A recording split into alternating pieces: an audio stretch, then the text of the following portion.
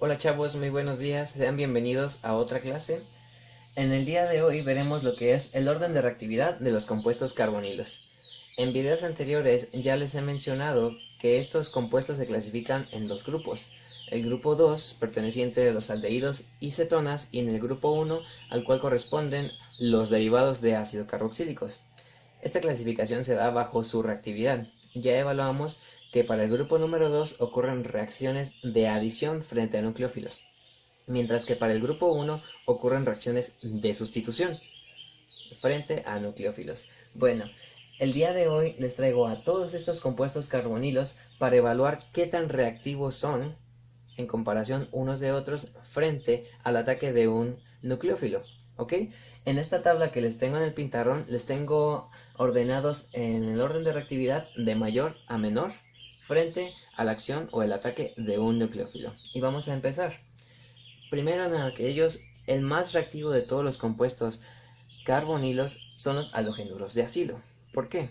Los halogenuros de acilo tienen una característica que comparten con todos los demás derivados de ácidos carboxílicos, que es la posibilidad de tener un grupo saliente. El grupo saliente para los halogenuros de acilo, representado por la X, son los halógenos. Ustedes saben que los halógenos son los elementos más electronegativos de toda la tabla periódica, por lo tanto son muy buenos grupos salientes, ya que cuando se desplazan de una molécula se llevan los electrones con ellos. Lo que pasa es que estos átomos son tan electronegativos que desplazan esos electrones hacia ellos, por lo tanto tienen la capacidad de soportar la energía negativa que adquieren al atraer esos electrones. Por lo tanto, son muy buenos grupos salientes. ¿Sí? El siguiente grupo está dado por los anhídridos de ácido. El grupo saliente de los anhídridos de ácido es todo este. Me dirán, ¿por qué es mejor grupo saliente el halogenuro que el anhídrido de ácido? Bueno, el halógeno soporta la carga negativa por medio de la electronegatividad. Y cuando el grupo saliente, que se llama carboxilato, de los anhídridos de ácido se desplaza, el oxígeno se queda negativo y ese oxígeno puede estabilizar la carga negativa por medio de la resonancia.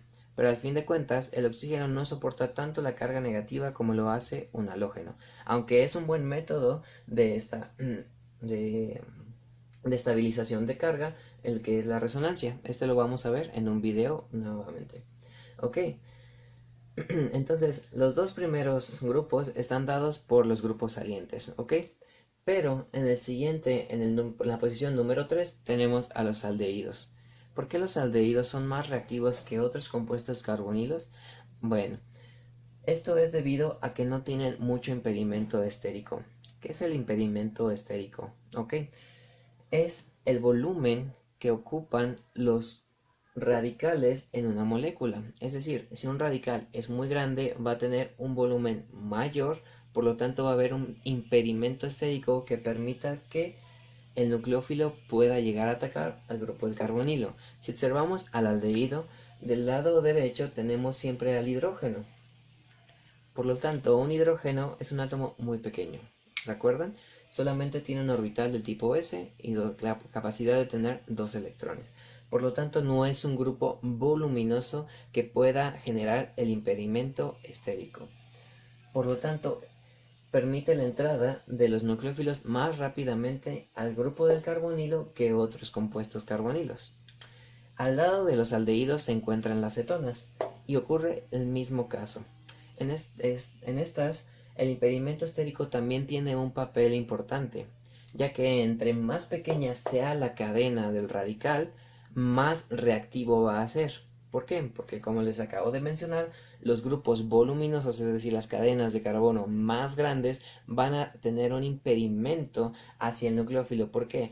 Imaginen la nube electrostática. Si ustedes tienen varios carbonos por aquí, por acá, por acá, por acá, por acá, van a tener una inmensa nube de electrones. Por lo tanto, el nucleófilo se caracteriza por tener una carga negativa, es decir, tiene exceso de electrones. Por lo tanto, negativo con negativo se rechazan, ¿verdad? Se repelen. Por lo tanto, el nucleófilo no va a tener la oportunidad de entrar rápidamente para poder reaccionar con el grupo del carbonilo, es decir, va a tardar más, va a haber más impedimento, ¿ok?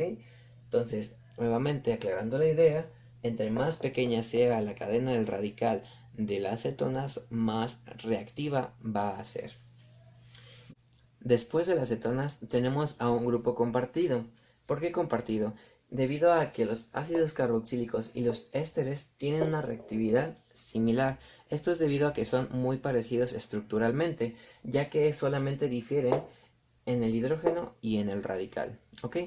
Por lo tanto, entre más pequeño sea el radical que tiene el éster, más parecido va a ser al ácido carboxílico y por lo tanto más reactivo, ¿sí? Los grupos salientes hidroxilo y alcoxilo que tenemos aquí son buenos grupos salientes debido a que los oxígenos soportan la carga negativa. No la soportan tanto como los halógenos, ya que no tienen tanta electronegatividad como ellos, pero aún así un oxígeno negativo puede llegar a ser estable, y más si se utilizan cationes para estabilizar dentro de una reacción. Posteriormente a los ácidos carboxílicos y a los ésteres tenemos a las amidas, ¿sí? Las amidas son menos reactivas frente a los nucleófilos. ¿Por qué? Esto es debido a que los electrones que tiene el grupo amino están en constante resonancia. ¿Qué es resonancia? Resonancia es el movimiento que llevan los electrones a través de un carbono que conecta a dos elementos electronegativos. Esta se utiliza para estabilizar cargas y en este caso para el movimiento de los electrones. Cuando movemos los electrones del grupo amino hacia el grupo carbonilo, el nitrógeno va a adquirir una carga positiva, pero el oxígeno va a obtener los electrones del doble enlace y va a adquirir una carga negativa. Por lo tanto, esa molécula sigue siendo neutra. No va a afectar la generación de las cargas para la estabilidad de la molécula. Por lo tanto, las amidas no pueden recibir ataques nucleofílicos a menos en condiciones especiales de activación de grupos y que el nucleófilo sea muy fuerte. Por último, tenemos al grupo saliente de los anhídridos de ácido, ¿sí? Al ion carboxilato. El ion carboxilato no puede recibir ataques de nucleófilos. ¿Por qué? Porque en el caso de las, igual que en las amidas, este tiene resonancia para estabilizar la carga negativa. Por lo tanto, se hace un circuito de electrones que están en constante movimiento a través de los dos oxígenos, cambiando esa carga negativa. Y como dijimos en una parte del video, los nucleófilos tienen carga negativa o tienen exceso de electrones, ¿sí? Por lo tanto, al tener exceso de electrones, si un nucleófilo quiere entrar a un carboxilato, esto no va a ser posible. ¿Por qué?